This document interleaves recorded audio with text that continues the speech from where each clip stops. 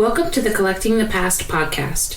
Funded by the National Endowment for the Humanities and in partnership with the Flannery O'Connor Institute for the Humanities, this project paired students from Georgia College with community members to collect oral histories from individuals who either lived in Milledgeville during the heart of O'Connor's writing career or whose lives were shaped by events that took place during this period. Our goals with the project are to expand the existing historical narrative of our town by documenting unwritten life stories and creating a public digital archive. As you'll hear, the students had fun creating their own podcasts in the style of their choice. Like our narrators, each episode has its own personality. Just gonna start off with basic questions. So what did the site look like back then? Does it look the same or? It essentially looks the same as it did. Okay. Is that right? The store? Yeah, pretty much. It wasn't, they bricked it and made a parking lot and done different stuff. It used to have gas pumps out front. It did, yeah, and they don't have those anymore. Okay, and then what role did the site play in the community in the 50s, and has the role changed? Oh God, in the 50s, I don't know. Well, it was a grocery store for the community, and we didn't have very many grocery stores. They were downtown, so it was for the local people, and it was an awesome place.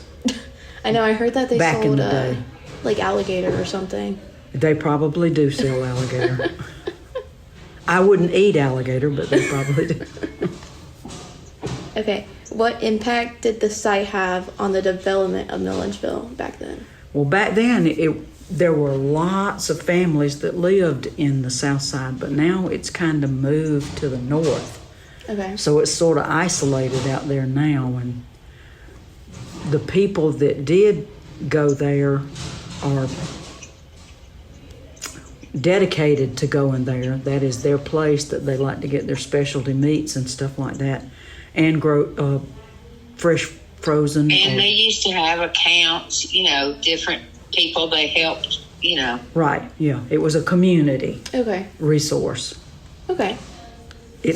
I don't know that they still do that. They probably do, knowing Berta and Luther, because they're the two that own it now. I went to high school with them back a long, long time ago, and Berta worked at the Piggly Wiggly store. Luther, I think he did worked at the Piggly Wiggly too, yeah, even while they were going to high school and stuff. Okay. And then they bought into the business. And then the Piggly Wiggly was the new courthouse back then, right? Or no?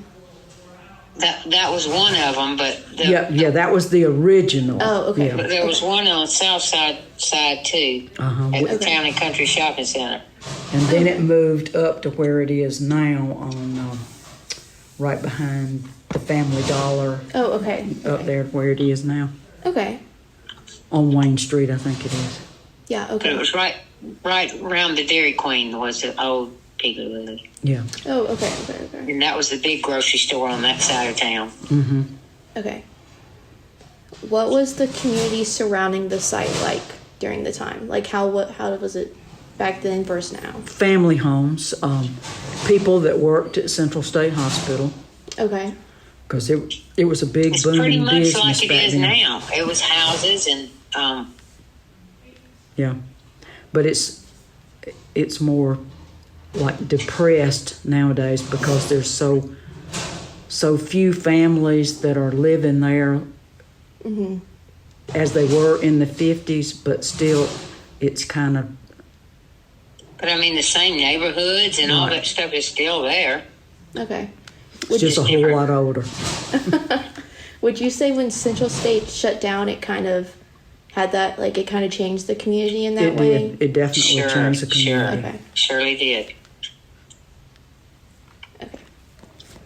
How has the site changed since your initial reactions? Is it negative or positive? I think it's positive.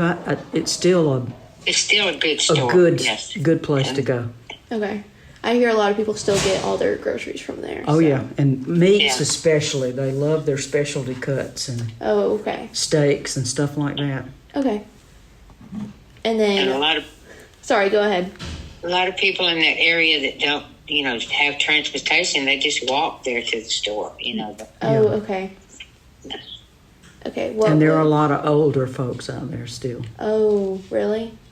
Okay. Every time I drive past, I always see people walking on the street, but they're like younger people. Uh-huh. But, okay. Would you like to see anything changed with the store? No, just keep going. Because that's where we get our fresh vegetables a lot of times. Okay. Summer vegetables like peas and corn and potatoes and... Oh, okay. No, it's been a thriving business. Yep. For years. And like I said, there used to be 4 of them. There was Johnny McDade's, and then there was Stubbs, which was related to the McDade's, Ralph McDade's, and Ennis McDade. And Okay. they were just stores, satellite, There was like right 4 around stores, there. and they were all right there from Pennington Road down to Johnny McDade's. And they were all uncles or cousins or something Well, like they were that. kin to each other. I think pretty much. I don't think they were. I don't know if Ralph was, they were Ralph's uncle, because they were all related. Yeah. Exactly how, I'm not Right, sure. all of them were McDade's, Okay. related to the McDade's. And they all sold the same stuff or all different stuff? Pretty much the same stuff. Mr. Ralph had just mostly some He had meats, groceries and meats and, Okay. but not quite as much as Johnny McDade had. Oh, okay. it wasn't as big a grocery store. But they and had same they thing had as specific Ennis. clientele. Oh, okay. Do you know why the other stores shut down and the only reason why his is still going? No, I don't really know the reason other than Well, they sold Johnny's McDade's, to like other proprietors. I mean, like Luther and Bertha. But Ralph's, he passed away, and his wife and daughter, ran it for a while, and then they closed it down, and then they rented the building, but it eventually just closed. Oh, okay. And Ennis and they Clara, Ennis died and Clara kept it up for a while. yeah, her and her daughter and granddaughter, and then she ended up selling the store, and they built that bigger store that's there now. I don't know the name of it. It's a Indian right store, I think. Yeah. I don't know what the name of it is.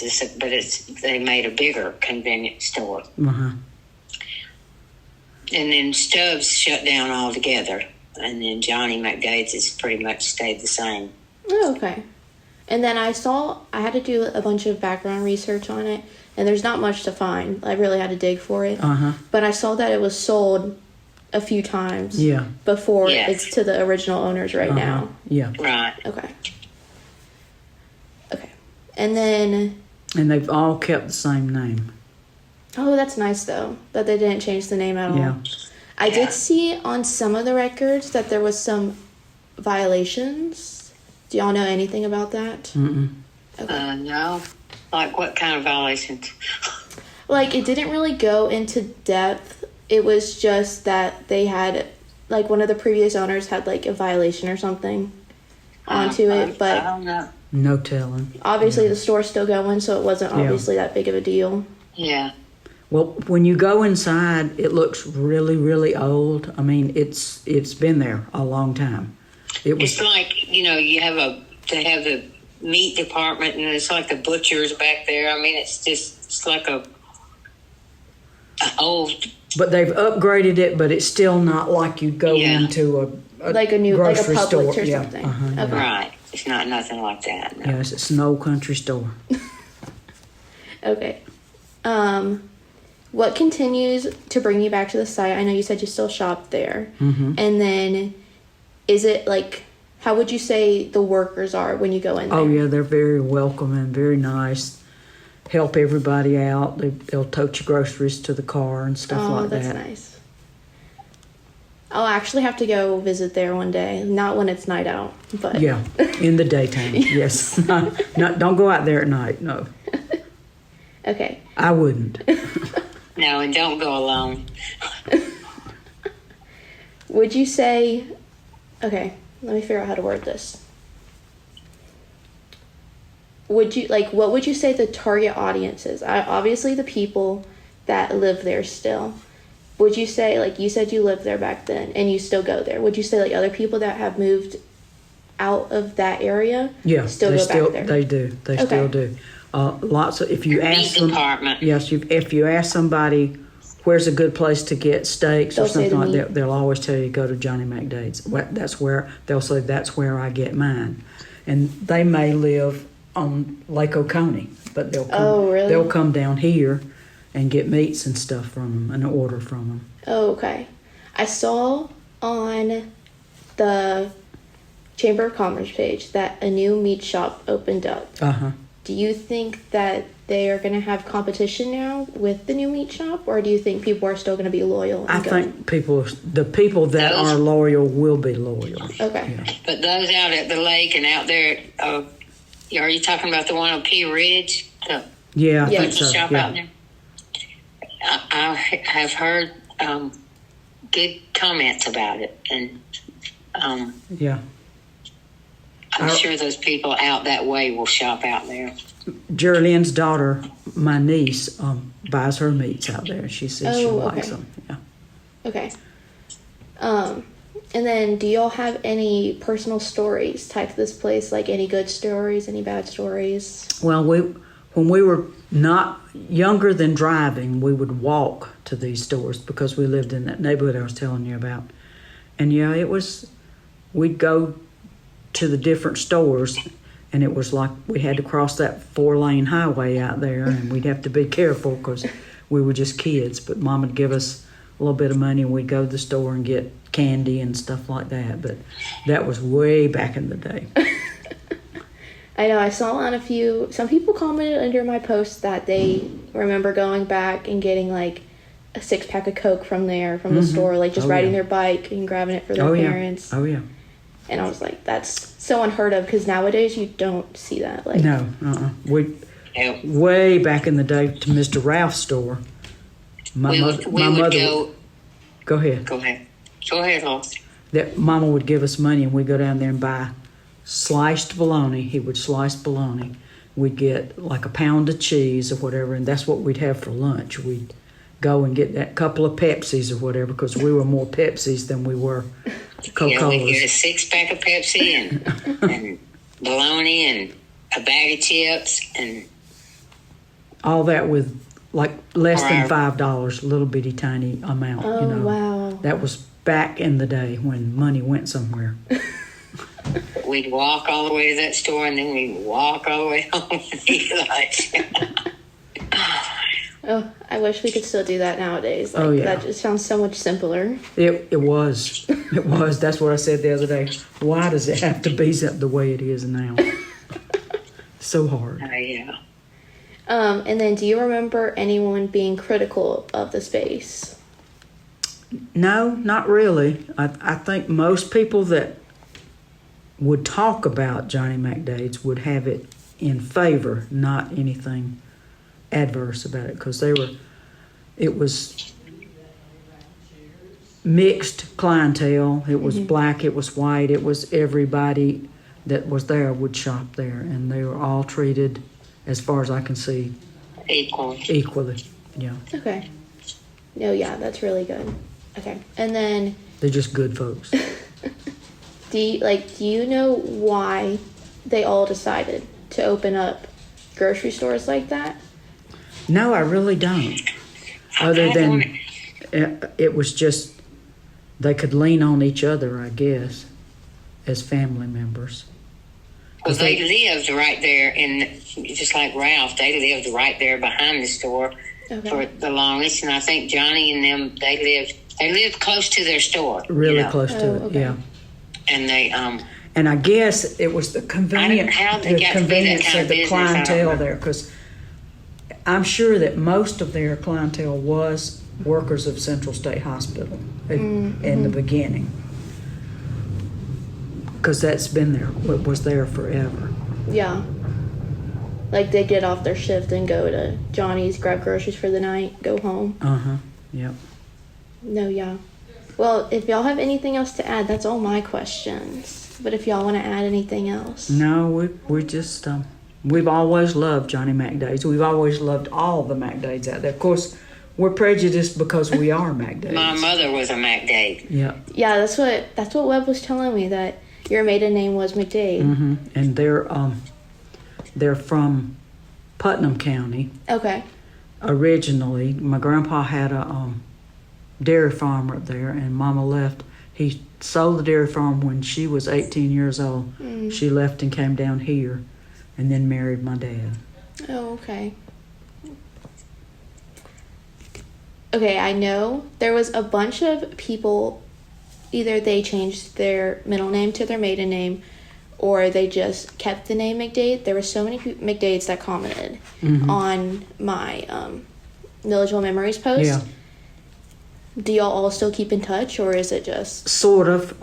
Like Geraldine's friends and my friends, Ralph's family. Okay. We're very close. Okay. And they're just sweet people, and we've always loved them. That's good. Okay. And then last question. Could you see Johnny McDade's closing anytime soon? I hope not.